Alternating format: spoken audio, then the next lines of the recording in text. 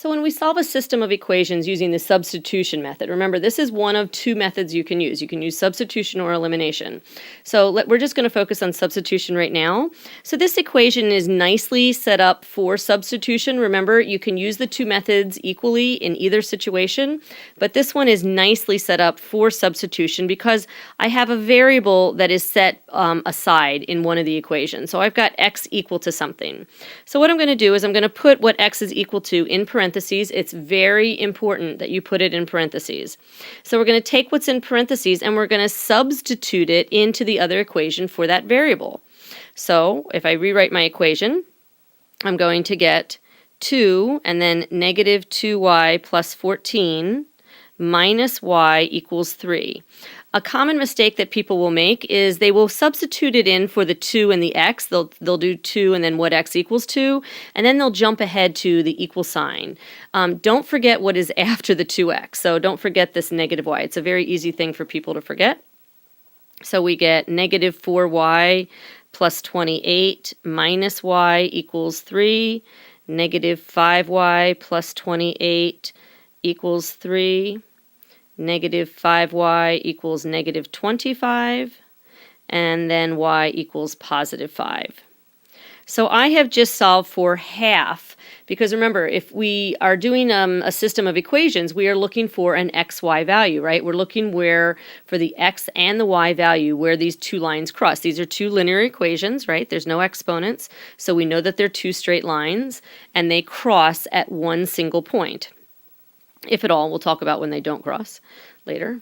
So the y value that we just discovered is 5. So I still need to find the x value, and I simply find the x value by plugging what we just discovered, y to be. We're going to simply take this y equal to 5, and we're going to plug it back either into this equation or into this equation. So I'm trying to find what x is. So personally, I find it easier to go into the second equation. But there's really no reason you can't go into the first equation. So if I go into the second equation, I'm going to get negative 2 times 5, plus 14. So negative 10 plus 14. Sorry, writing badly here. So x equals positive 4. So my x value is positive 4. And the last thing you should always do is you should always go back and check your equation to make sure that you solved it correctly. So if x is 4 and y is 5, let's go back and check it here.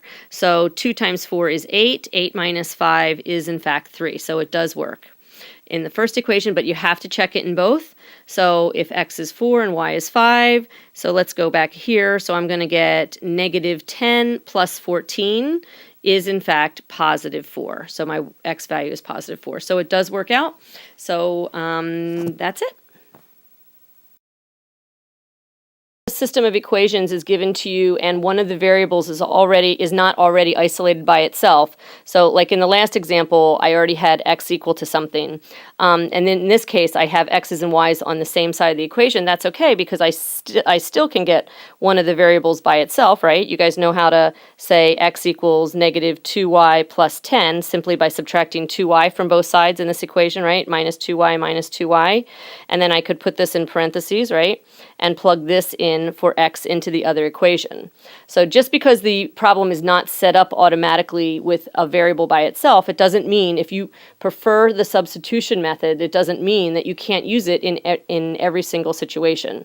Remember, substitution method and elimination method that's a choice for you to make. You can either do one or the other.